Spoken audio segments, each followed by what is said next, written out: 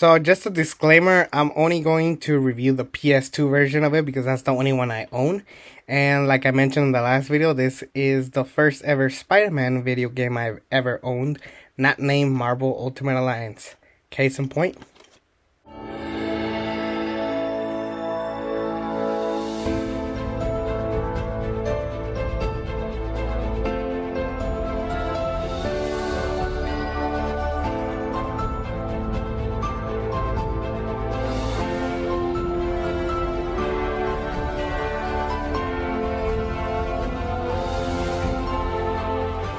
So Spider-Man Friend or Foe, similar to the Spectacular Spider-Man, I found out about this game through the Marvel Kids website that I mentioned in the Spectacular Spider-Man series review.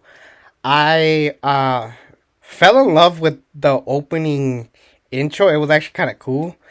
And keep in mind, I was 9 years old when this video game came out, so when I bought it, I was so hyped, and I remember loving the game. As an adult, yeah, I can admit it's not a good game or a great game, but it's still enjoyable to play through, even though, yeah, it was clearly meant for kids. But the graphics in the beginning, that opening intro where Spider-Man is just talking to himself. By the way, the voice actor, James Arnold Taylor, who voices Spider-Man in this game, he actually did Clone Wars, Johnny Test, Ratchet and Clank. He did a lot of stuff, so it was actually cool to see him. He was basically the voice of kid stuff around this period, so I was very happy to see him. But throughout the game, you have these final boss battles, which were honestly the best part of the entire game. Having these final boss battles with all these characters. You are divided within 5 different regions of the Earth. It was actually fun to go back and replay this game. However, it is very boring when you're just walking around having these beat 'em up game stories where it's like you walk with your character and you just beat up a bunch of robots. And basically that's the whole game.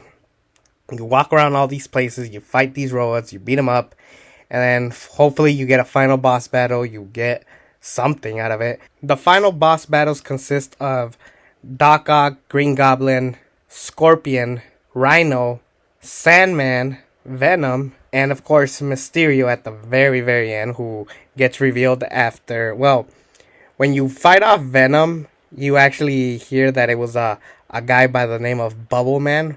And when I heard Bubble Man, I was like, it's Mysterio, isn't it? Silly ass name. Obviously this was guaranteed, it was towards kids. There is other characters you can play as. I only played the PS2 version, so I've never played as Silver Sable. I hope whoever got to play as her had fun with that.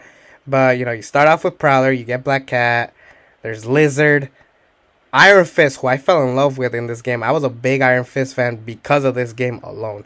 Too bad the TV show didn't deliver. Blade is in this game. That was actually really cool to see him. Too bad we didn't get Wesley Snipes to voice him.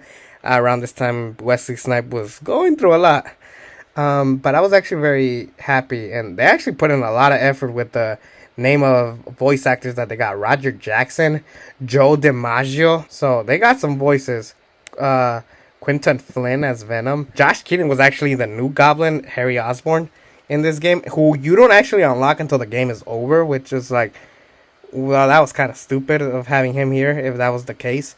But then you find out that everything New Goblin does, the Green Goblin does as well. Totally forgot to talk about this, but playing as Spider-Man himself was probably the best part, and especially because you get to web up people, you get to shoot webs at people, you get to basically drag people around with webbing. So really they did the best they could with Spider-Man. As far as everybody else, it was kind of like a take it or leave it. They were like a bonus, if I'm being honest.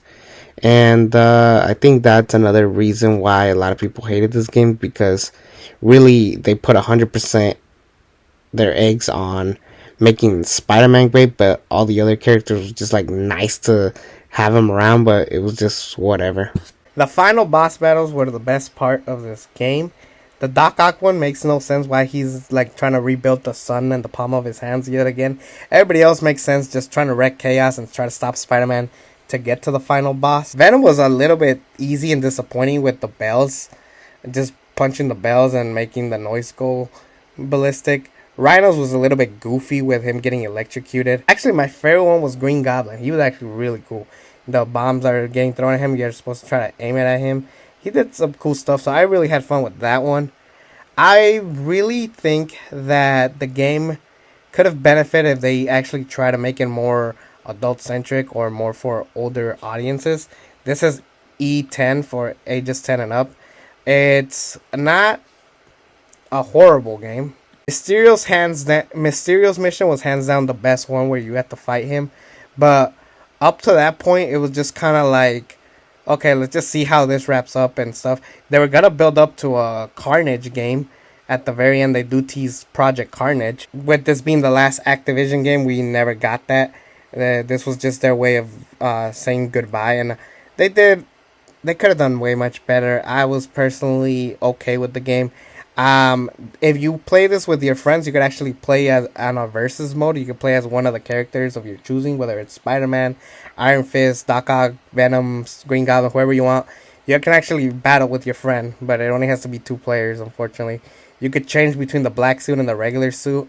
They're not much different. They really aren't. You never play as Mysterio, which is actually kind of sad if you think about it.